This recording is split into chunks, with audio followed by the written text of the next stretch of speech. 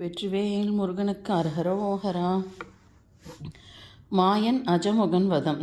அனவன் விடுத்த அஸ்திரங்களினால் பொறிக்கலங்கி போன பூதப்படைகள் அஞ்சி நடுங்கி நாலாபுறங்களிலும் சிதறி ஓடிச் சென்றன. அதை கண்டதும் பூதப்படைகளின் தலைவனான சிம்மன் என்பவன் கையில் தண்டத்தை எடுத்துக்கொண்டு ரதங்களில் பூட்டியிருக்கும் குதிரைகளை அடித்து கொன்றான். அனவனும் பதிலுக்கு அநேக பானங்களை பொழிந்து கொண்டே இருந்தான். அந்த பானமழையின் இடையே புகுந்து சென்ற அவன் கையிலிருந்து வில்லை பிடுங்கி எறிந்தான் சிம்மன். உடனே அனவன் தன் கையில் தண்டத்தை எடுத்துக்கொண்டு சிம்மனுடைய உடலில் ஓங்கி அடித்தான். அதை கண்டதும் அளவு கடந்த கோபமடைந்த சிம்மன் அவனுடைய மார்பில் பலமாக முஷ்டி பிடித்து அடித்து அவனுடைய கால்களை பிடித்து கரகரவென்று சுழற்றி பூமியில் போட்டு அடித்து கொன்றான். அவனுடைய முடைவை கண்ணுற்ற சண்டன் என்னும் அசுரப்படை தலைவன் மிகுந்த கோபத்தோடு சிம்மனை குறிப்பார்த்து ஆயிரக்கணக்கான பானங்களை பிரயோகித்தான். உடனே செத்து கிடந்த அனவனின் தண்டத்தை எடுத்து அதனால் சண்டனை ஓங்கி அடித்து வீழ்த்த முயன்றான் சிம்மன். மகா பராக்கிரமசாலியான சண்டனும் தன்னுடைய தண்டத்தை எடுத்து சிம்மனை ஓங்கி அடித்தான். இப்படியாக அவ்விருவருக்கும் ஒருவரை ஒருவர் தண்டத்தால் தாக்கிய வண்ணமே சுயநனை உற்று பூமியில் விழுந்து விட்டார்கள். அதை கண்டதும் அசுரப்படை தலைவனான மாயனும் பூதப்படை தலைவனான நீலனும் யுத்த களத்தில் விரைந்து வந்து ஒருவரோடொருவர் சண்டையிட்டு கொண்டார்கள். நீலன் மாயன் மீது தடியை வீசி எறிந்தான். உடனே அசுரனான மாயன் தன்னுடைய சூலத்தினால் நீலனை தாக்கினான். அதை கண்டதும் நீலன் அளவு கடந்த கோபாவேசத்தோடு மாயனின் 2 கைகளையும் தாறுமாறாக கட்டி பிடித்து வலுவான தன்னுடைய பற்களினால் அவனுடைய கழுத்தை அழுத்த கடித்தான். அப்படி கடித்ததினால் பெருகி வந்த இரத்தத்தை அவன் உறிஞ்சி குடித்து மாயனை உயிரிழக்கச் செய்தான். அப்பொழுது சற்று நேரத்திற்கு முன் தண்டங்களால் அடித்து கொன்று மூர்ச்சையாகி கிடந்த சண்டனும் சிம்மனும் தங்கள் மூர்ச்சை தெளிந்து மறுபடியும் தண்டங்களில் ஒருவரை ஒருவர் அடித்து வீழ்த்தி கொள்ள முயன்றார்கள்.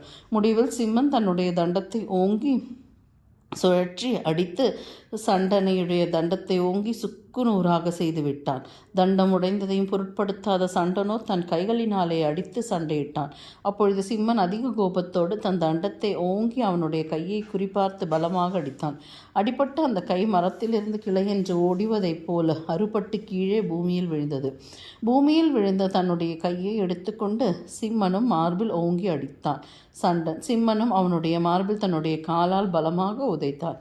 அப்பொழுது வானவெளியில் சஞ்சரித்து கொண்டிருந்த தேவர்கள் சிம்மனை நோக்கி, மகாவீரனான சிம்மனே, இப்பொழுது உன்னுடன் போரிட்டு கொண்டிருக்கும் அந்த சண்டன் ஒரு காலத்தில் யமனையும் வென்றவன், சகல துர்க்குணங்களும் நிரம்பி பெற்றிருக்கும். இவனை இப்பொழுதே நீ கொன்று விடுவதுதான் சிறந்தது என்று கூறினார்கள். அதை கேட்டதும் சிம்மம் புத்துயர் பெற்றவனாக சிங்கமானது யானையை அறைவது போல் அவனுடைய கன்னத்தில் ஓங்கி அறைந்தான். அந்த அடியின் வேகம் தாங்காமல் சண்டன் உயிரற்று கீழே விழுந்தான். அவனுடைய உயிரை கொண்டு போவதற்கு அஞ்சி யமதூதர்கள் பின்வாங்கினார்கள். ஆனால் சிம்மனுடைய கட்டளையை பெற்றதும் அவர்கள் அவனுடைய உயிரை எடுத்து கொண்டு போனார்கள். சிம்மம் யமனுடைய பதவியை அடைந்தபோது அஜமுகன் என்னும் அசுரன் அவனோடு போரிட விரைந்து வந்தான். ஆனால் மது என்னும் பூதசேனாபதி அந்த அஜமுகனோடு எதிர்த்து நின்று அவனால் தன் மீது பிரயோகிக்கப்பட்ட பானங்களையெல்லாம் சிறிதும் பொருட்படுத்தாமல் ஒரு பெரிய ஆலமரத்தை அடியோடு பிடுங்கி எறிவது போல் கர்ஜனை செய்தபடி அவனுடைய ரதத்தின் மீது குதித்தான். அந்த பெரும் முழக்கத்தினால் கதிக்கலங்கிய அஜமுகன் தன் கையில் பிடித்திருந்த வில்லையும் கீழே நழுவவிட்ட வண்ணம் நடுநடுங்கி நிலை குலைந்து நின்றான். அப்பொழுது அந்த அசுரனை நோக்கி மது, அடே, நீ அசுர குலத்தைச் சேர்ந்தவனாகவே தோன்றவில்லை. நீ மகா கோழை. மரியாதையாக இந்த யுத்த களத்திலிருந்து இப்பொழுதே வெளியேறி சென்றுவிடு. அதுதான் உனக்கு நல்லது என்று கூறினான். அவனால் ரதத்திலிருந்து கீழே இறக்கி விடப்பட்ட அஜமுகன் துயர பெருமூச்சோடு, போர்க்களத்தில் பகைவனோடு சண்டையிட்டு வெல்ல முடியாத என் உயிர் இருந்துதான் பயன் என்ன? இப்படி வீணாக உயிர் வாழ்ந்திருப்பதை விட உயிர் துறப்பதே நல்லது என்று நினைத்து கொண்டான். பிறகு அவன் தன் மனதிற்குள் உன்னை நான் முறியடிக்காமல் இருக்கப் போவதில்லை என்னும் கருவி கொண்டான். இந்த முடிவோடு அவன் அநேக பானங்களை வேசமாக பொழிந்து தள்ளிக்கொண்டு மதுவை நோக்கி ஓடி வந்தான். ஆனால் மது அவனுடைய பானங்களை எல்லாம் எந்தவித ஆயுதங்களும் இல்லாமல் தன் கையினால் தடுத்து வீணாக்கி விட்டான். இப்படியாக நீண்ட நேரம் அவ்விருவருடைய போர் நடந்து கொண்டிருந்தது. கடைசியில் அளவு கடந்த கோபத்தோடு மதுவானன் அசுரரோடு சேர்ந்து அவனுடைய ரதத்தை தூக்கி எடுத்து சமுத்திரத்தை நோக்கி வீசி எறிந்தான். ஆனால் ரதத்தில் இருந்த வீரர் என்று பூமியில் குதித்துவிட்டு அஜமுகன் தன் கையை முஷ்டி பிடித்து மதுவின் மார்பில் ஓங்கி குத்தினான். பிறகு அவ்விருவருக்கும் தலைமயிரை பிடித்து இழுத்து கொண்டும் கைகளினால் அடித்து கொண்டும் பூமியில் விழுந்து புரண்டும் சண்டை போட்டார்கள். கடைசியில் அஜமுகன் தன்னிடமிருந்து விஷ்ணு சக்கரத்தை எடுத்து அவனை நோக்கி பிரயோகித்தான். அந்த சக்கராயுதமும் எதிரியின் சமீபம் சென்று அவனிடம் ஆயுதம் எதுவும் இல்லாமல் இருப்பதைக் கண்டு தன்னை எய்தவனிடமே திரும்பி வந்து அவன் கழுத்தையே வெட்டி தள்ளிவிட்டது. இவ்வாறாக அஜமுகன் மாண்டதும் அவனைச் சேர்ந்த அசுர சேனாதிபதிகள் அனைவரும் ஒன்று சேர்ந்து வந்து பூத சேனைகளின் மீது அஸ்திரங்களை சரமாரியாக பொழிந்து தள்ளினார்கள்.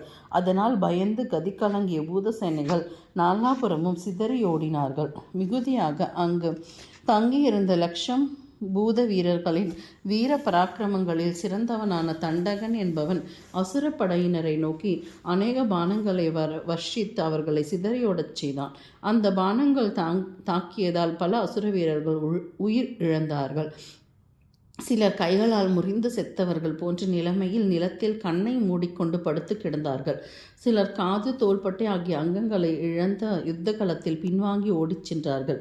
அந்த காட்சியை கண்ணுற்ற பானுகோபன் கோபாவேசத்துடன், என்னுடைய அலட்சியத்தினால் 2000 வாகினி சேனைகள் உயிரிழந்து விட்டார்கள் மற்றும் அநேகர் வெட்டப்பட்ட அங்கு அவயங்களோடு பயந்தோடி விட்டார்கள். ஆகவே இனி 1000 வாகினி சேனைகள் தான் கைவசம் இருக்கின்றன. இனியும் நான் வாளாவிருப்பது சரியல்ல.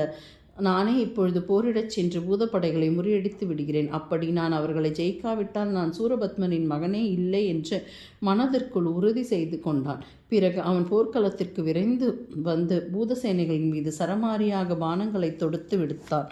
அதனால் கதி கலங்கிய பூதப்படைகள் பெரிய மலைகள், மரங்கள், கற்பாறைகள், பயங்கரமான ஆயுதங்கள் ஆகியவற்றினால் பானுகோப்பனை தாக்க முயன்றார்கள்.